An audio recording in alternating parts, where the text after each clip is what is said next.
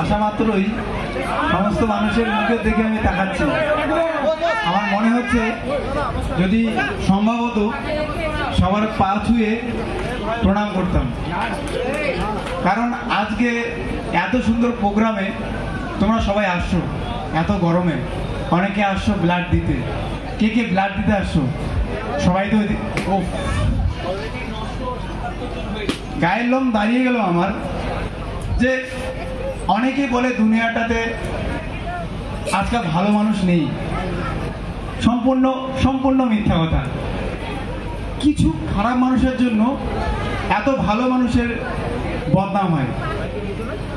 আপনারা সবাই মহান, সবাইকে প্রণাম জানিয়ে আমি স্যারের যে কথাটা আছে, শেষ কথা যেটা বললো নেগেটিভিটি, সেখান থেকে আজকের আমার বক্তব্য চালু করছি।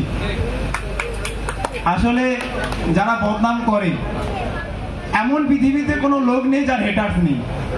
শুধু ইউটিউবার না, লয়ার না, একটা রিক্সা চালকেরও হেটার্স আছে, একটা কোটিপতি মানুষেরও হেটার্স আছে। হেটার্স ছাড়া চলবে না কিন্তু। তবে এখানে একটা কথা বলি, হেটার্স মানে কি? তারা বদনাম করে, তারা মানুষের পিছনে লাগে। আরে তোমরা তো লিজেন্ড, তোমরা তো ট্যালেন্টেড, তাহলে এটা বোঝা দরকার পিছনে কারা লাগবে। যে মানুষটা সামনে থাকবে তারই পিছনে তো মানুষ লাগবে, তাই না? আরে তুমি যদি পিছনে থাকো তাহলে তোমার পিছনে লাগবে না। তোমার পিছনে মানুষ লাগলে তুমি ভেবে নাও তুমি তার সামনে আছো, আরো অনেক লোককে পিছনে লাগাতে হবে। যত সামনে যাবে অত পিছনে লোক লাগবে। অ্যাকচুয়ালি উচ্চটা আউড়ে গেছে, উচ্চতা যতটা বেশি হবে গত কিন্তু ততটাই হবে। বৃষ্টি আসছে, সবাইকে বলবো প্রাকৃতিক যুদ্ধ আউলি গেছে, দুর্যোগ পায় না, পরিবেশ খারাপ হবেই, প্রাকৃতিক দুর্যোগ আসবেই।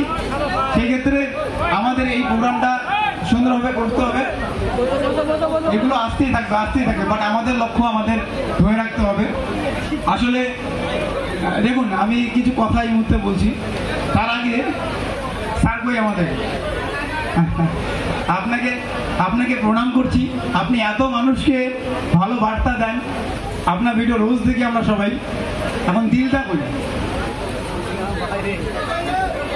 আচ্ছা দাদা আসুক, দিলটাকে একটু আমি ডাকবো।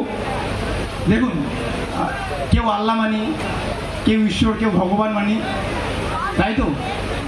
কিন্তু আমি মনে করি আমাদের কর্মই আমাদের ঈশ্বর, আমাদের ভগবান। আমরা আজকে যদি কোনো খারাপ কর্ম করি, কেউ বাঁচাতে পারবে না সেটা কোনো খারাপ ফল থেকে। আপনি আজকে ভালো কাজ করবেন, সেটা ফল পাবেন। ভগবান আমি পরীক্ষা দেব, প্লিজ আমাকে ভালো রেজাল্ট করে দেবেন, প্লিজ, হবে না ভাই। ভালো রেজাল্টের জন্য আমাকে কষ্ট করতে হবে, আমার কর্ম করতে হবে। কি? ভালো করে বই পড়া। ভগবানকে না বলে আপনি কর্ম করুন, আপনার কর্মই আপনার ভগবান আমি মনে করি।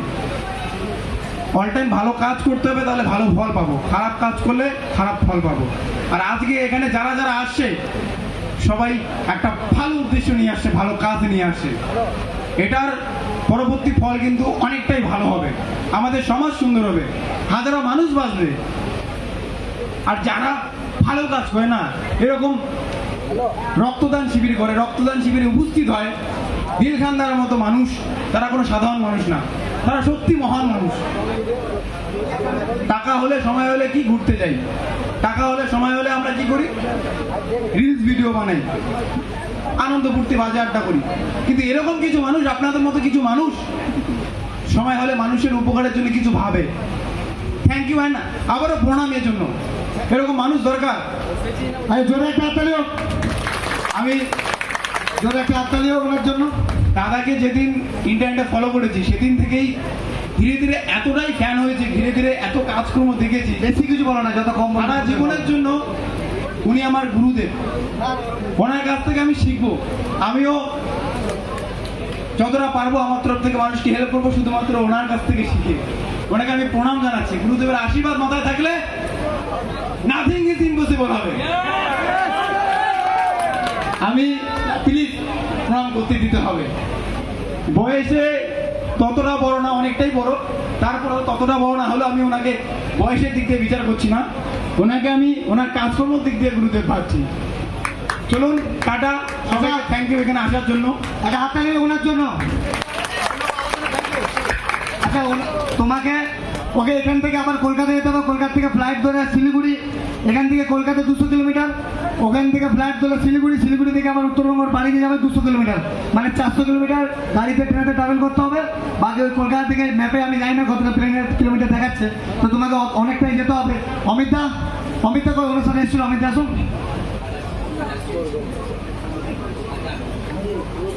হাজার এটা দেখাচ্ছে 977, কিন্তু 1084টা প্লাট পেরিয়ে গেছে, মানে পরের বছরকে ছাড়িয়ে দিয়েছে, পরের বছরকে ছাড়িয়ে দিয়েছে। আমরা এটা 2000-এ নিয়ে যাবো, এটা আমাদের টার্গেট। সবাই ব্লাড ডোনেট করো, এটা আমি চাইবো সবার কাছে। অমিত দা আসো।